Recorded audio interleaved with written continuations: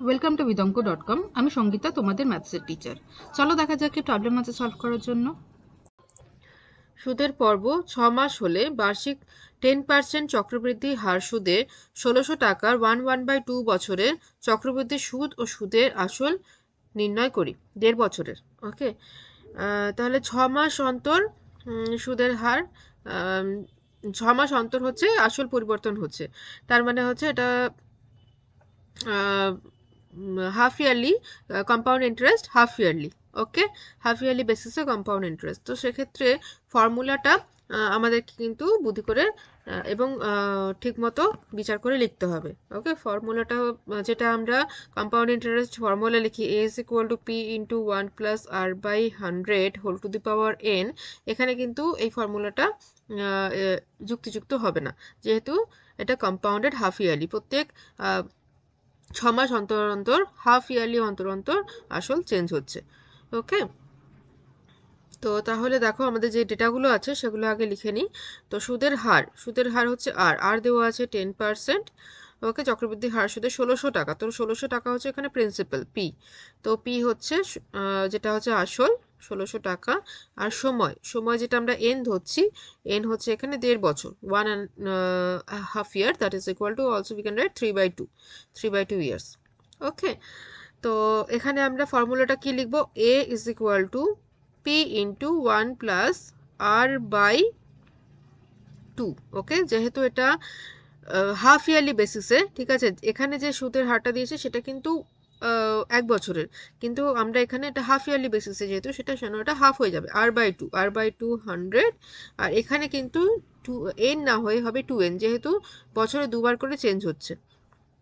ঠিক আছে, তাহলে এটা হবে 2n। ওকে, তো পি ইন্টু তাহলে কি দাঁড়াচ্ছে 1 plus R by 200 into 2n। এবার জাস্ট ভ্যালুগুলো বসিয়ে দাও। পি হচ্ছে 1600, 1 প্লাস আর হচ্ছে আমাদের 10/200, অ্যান্ড এটা হচ্ছে 2 ইন্টু 3/2।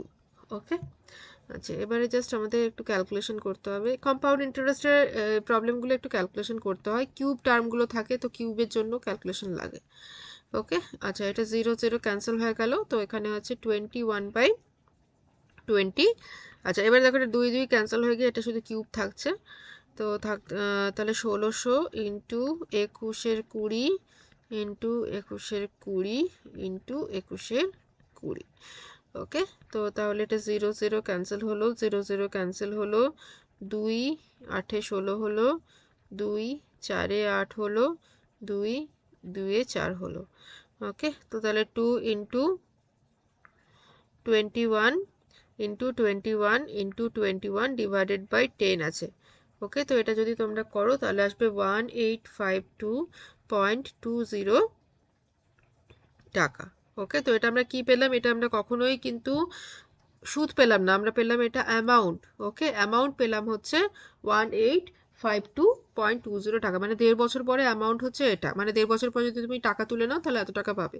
তাহলে সুদ কত হবে, কম্পাউন্ড ইন্টারেস্ট। ওকে, কম্পাউন্ড ইন্টারেস্ট তাহলে কত হবে, অ্যামাউন্ট মাইনাস প্রিন্সিপাল। তো অ্যামাউন্ট হচ্ছে 1852.20 আর প্রিন্সিপাল হচ্ছে 1600, তাহলে বাদ দিলে থাকছে 252.20 টাকা। ঠিক আছে, তাহলে চক্রবৃদ্ধি সুদ হলো 252.20 টাকা। ওকে, তো এটাই হলো আমাদের আনসার।